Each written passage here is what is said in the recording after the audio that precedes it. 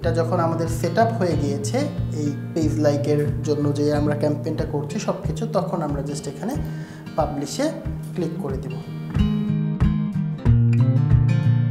Hello everyone, আপনাদের সাথে আছি আমি কোডার ট্রাস্ট বাংলাদেশের মেন্টর শাহরিয়ার হাসান। আমরা বেশ কয়েকদিন ধরে আলোচনা করছিলাম বিভিন্ন টিপস অ্যান্ড ট্রিক্স। তারই ধারাবাহিকতায় আজকে আমরা আপনাদের সাথে আলোচনা করব কিভাবে আমরা ফেসবুক পেজে লাইক বাড়াতে পারি। সো এই লাইক বাড়ানোর জন্য কিভাবে আমরা একটা প্রপার ক্যাম্পেইন করতে পারি সেটাও আমরা এখন দেখব।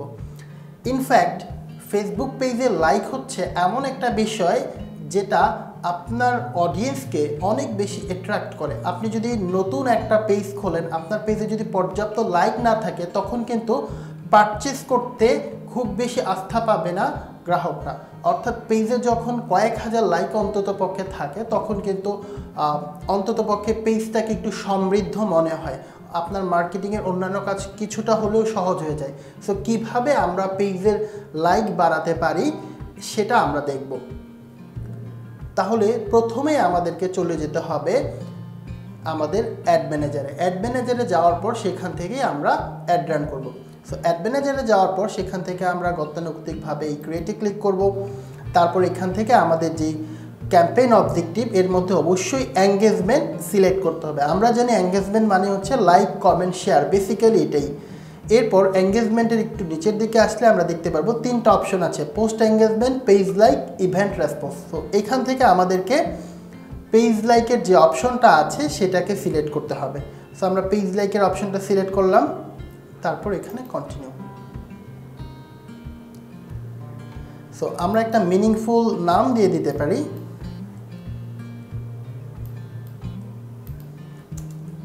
Page like. আমরা একটু নাম দিয়ে দিই,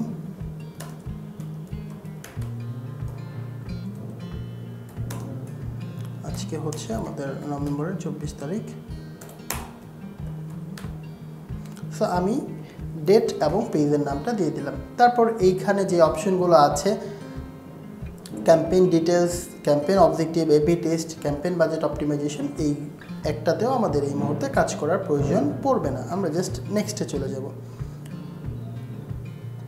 সো ক্যাম্পেইনের পর এবার আমরা চলে আসলাম অ্যাড সেট, অর্থাৎ আমরা এবার কাকে অ্যাড দেখাবো, কোথায় অ্যাড দেখাবো সেটা। তো আমাদের পেজটা সিলেক্ট করা আছে, ব্যাক ইন ডিজিটাল, আর হচ্ছে আমরা optimization for ad delivery, page like দেওয়া আছে। এবার আমরা এখান থেকে একটা বাজেট সিলেক্ট করব, কত ডলারের জন্য আমরা অ্যাডটা রান করব। সো আমি লাইফ টাইম বাজেট দিয়ে দিলাম, এবং আমি এখানে যদি $40 দিই, যে আমি $40 জন্য একটা অ্যাড রান করব।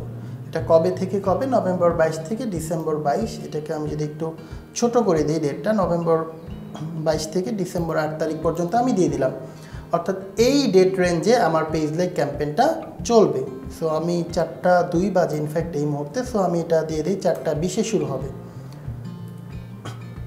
অর্থাৎ আমার অ্যাডটা চলবে আজকে 4:20 থেকে শুরু হয়ে ডিসেম্বর 8 তারিখ 4:01 পর্যন্ত। সো এবার এখান থেকে আমাদেরকে অডিয়েন্স সিলেক্ট করতে হবে। সো আমরা এখানে অডিয়েন্স সিলেক্ট করার ক্ষেত্রে আমরা লোকেশন দিব, এইজ দিব, জেন্ডার দিব, যেভাবে আমরা আগে দেখেছি। সো এখানে আমরা আমাদের কান্ট্রি যেটা আছে সেটা দিয়ে দিব।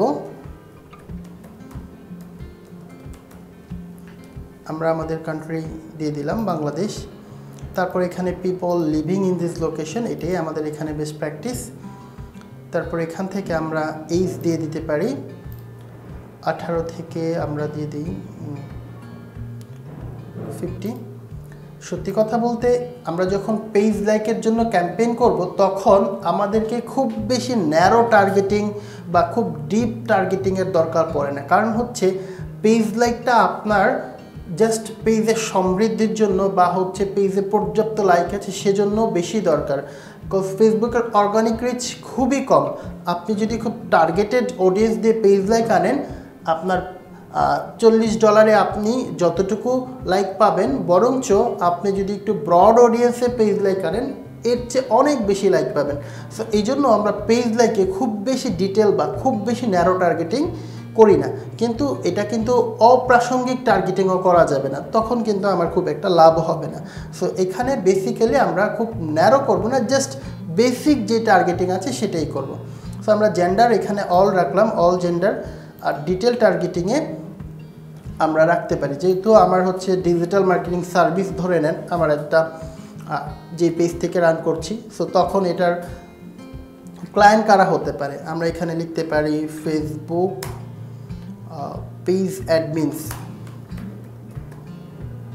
অর্থাৎ যেহেতু আমার ডিজিটাল মার্কেটিং সার্ভিস আমি ধরে নিচ্ছি, তাহলে এটা কাদের দরকার পড়তে পারে, যারা ফেসবুক পেজের অ্যাডমিন আছে তারা।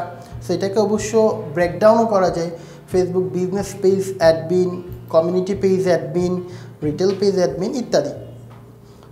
সো যে রিটেল পেজ অ্যাডমিন আছে, বিজনেস পেজ অ্যাডমিন আছে, ফেসবুক পেমেন্ট ইউজার আছে ইত্যাদি, কিন্তু আমরা চাইলে একটা একটা করে সিলেক্ট করতে পারি।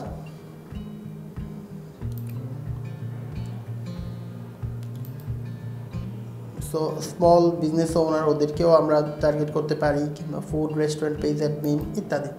সো এখান থেকে আপনারা চাইলে আরও টার্গেটিং করতে পারেন, কিন্তু আমরা যেহেতু বলেছি এখানে আমরা ডিটেল টার্গেটিংয়ে খুব বেশি যাচ্ছি না, আমি জাস্ট এখানে রেখে দিলাম ফেসবুক বিজনেস পেজ অ্যাডমিন বা ফেসবুক পেজ অ্যাডমিন রাখি সবাইকে একসাথেই, কারণ আমি এখানে খুব বেশি ডিটেল টার্গেটিংয়ে আমরা এখন যাব না। সো এখানে ন্যারো কিংবা এক্সক্লুড করার কোনো প্রয়োজন নেই, কারণ আমাদের জাস্ট পেজ লাইকটা বাড়ানোর প্রয়োজন। সো এখানে আসার পর একটা ইরর কিন্তু এটা অলওয়েজ দেখাবে, এই ইররটা এখান থেকে কানেকশন থেকে রিমুভ করতে হবে। সো এখানে আমরা দেখি এই যে ক্রস বাটনে আমরা যখন ক্লিক করব তখন কিন্তু কানেকশনটা চলে যাবে। অর্থাৎ কানেকশন মানে যারা যারা অলরেডি আমার পেজে লাইক দিয়েছে তাদেরকে কানেক্ট করা ছিল। সো এটা যখন আমরা রিমুভ করে দেবো, এই ইররটা কিন্তু এখান থেকে চলে যাবে। তারপর আমরা চাইলে আবারও এটাকে সেভ করে রাখতে পারি অডিয়েন্সকে। এবার আসার পর automatic placement, manual placement, definitely page লাইকের ক্ষেত্রে অটোমেটিক প্লেসমেন্টেই রাখবেন সবাই। তারপর নেক্সটে যাব। নেক্সটে যাওয়ার পর এখানে আমাদেরকে পেজের জন্য একটা ছবি দিতে হবে, সুন্দর ছবি। সো এখানে আসার পর আমি জাস্ট যে এডিটে ক্লিক করার পর চেঞ্জ মিডিয়া, আমরা একটা সুন্দর ছবি সিলেক্ট করতে পারবো। এখানে আপলোডে যদি ক্লিক করি, আমরা এখান থেকে আমাদের যে ছবিটা দরকার ছিল আমি ছবিটা নিয়ে আসি।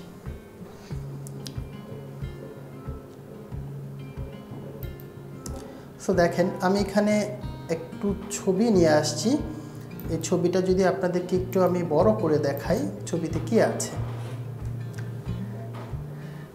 সো আমি এখানে দেখেন এপিজে আবুল কালাম আজাদের একটা কোট নিয়ে এসেছি, স্বপ্ন সেটা নয় যেটা মানুষ ঘুমিয়ে দেখে, স্বপ্ন সেটাই যেটা পূরণের প্রত্যাশা মানুষকে ঘুমাতে দেয় না। সো এখন আমি কেন এই মোটিভেশনাল কোটটা নিয়ে আসলাম আমার প্রোডাক্ট বা সার্ভিস বাদ দিয়ে, আমি আবারও বলছি, এখানে আমাদের মেইন উদ্দেশ্য কিন্তু আমাদের যারা বেসিক বা হচ্ছে দূরবর্তী সম্পর্ক আছেও এরকম জাস্ট মানুষের সাথে থেকে আমাদের লাইকটা বাড়ানো, ঠিক আছে। সো আপনি যদি মোটিভেশনাল কোড দেন তখন কিন্তু আপনার পেজ লাইকটা অনেক বেশি বেড়ে যায়। আপনি যদি এখানে প্রোডাক্ট বা সার্ভিস কিন্তু আপনি পোস্টে গিয়ে প্রমোট করবেন, ঠিক আছে, আপনি পোস্ট যখন বুস্ট করবেন বা অ্যাড দেবেন তখন কিন্তু প্রোডাক্ট বা সার্ভিসের বিষয়গুলোকে অ্যাড দেবেন। কিন্তু পেজ লাইকের ক্ষেত্রে যদি আপনি বিভিন্ন ধরনের মনীষীদের সুন্দর সুন্দর কোট কিংবা হচ্ছে মোটিভেশনাল কিছু কথাবার্তা বা মানুষের আগ্রহ আছে যে ভিডিও বা যে ছবিতে মানুষ বেশি বেশি লাইক দেয়, ওই ধরনের বিষয়গুলোকে যখন নিয়ে আসবেন তখন আপনার পেজের লাইকটা অনেক বেশি বেড়ে যাবে। সো আমি এখান থেকে আসার পর এবার জাস্ট এখানে একটা প্রাইমারি টেক্সট দিতে হবে, আমি এই টেক্সটটা এখান থেকে সিলেক্ট করে দিই। সো এখন আমি এখানে সুন্দর একটা টেক্সট যদি দিতে হয়, আমি জাস্ট বাংলাটা এনেবল করে নেই ব্রাউজারের মাধ্যমে।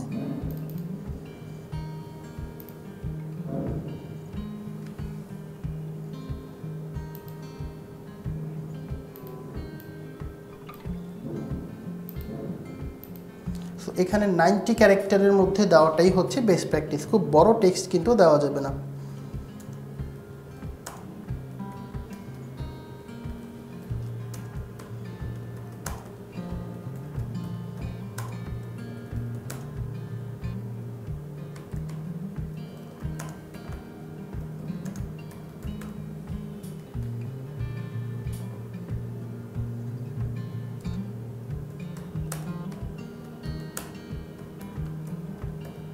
তো দেখেন আমি এখানে একটা টেক্সট লিখে দিলাম, সুন্দর এই কথাটির সাথে একমত হলে আমাদের পেজে লাইক দিয়ে সাথে থাকুন। এই টেক্সটগুলো যখন আপনি দিবেন তখন অবশ্যই খেয়াল রাখতে হবে যাতে একটা আকর্ষণীয় টেক্সট হয়, অর্থাৎ মানুষকে আপনি লাইক দেওয়ার জন্য ইনফ্লুয়েন্স করছেন, ঠিক আছে বলছেন, তখন কিন্তু আপনার পেজের লাইকটা কম্পারেবলি আরেকটু বেশি বেড়ে যাবে। সো এটা অবশ্যই 90 ক্যারেক্টারের মধ্যে এর বেশি দেওয়া উচিত না। তারপর এখানে আমাদের ওয়েবসাইট ইভেন্টটা দরকার নেই, এটাকে আমরা অফ করে দিতে পারি।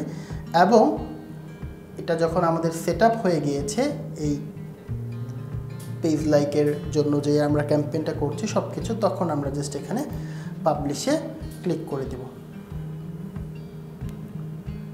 সো পাবলিশ হয়ে গেলে এটা প্রসেসিংয়ে আছে, এটা যখন আমাদের অ্যাক্টিভ হয়ে যাবে তখন আমরা দেখতে পারবো এই ক্যাম্পেইন থেকে আমরা কত ডলার খরচ করে ইনফ্যাক্ট কতগুলা লাইক পেলাম।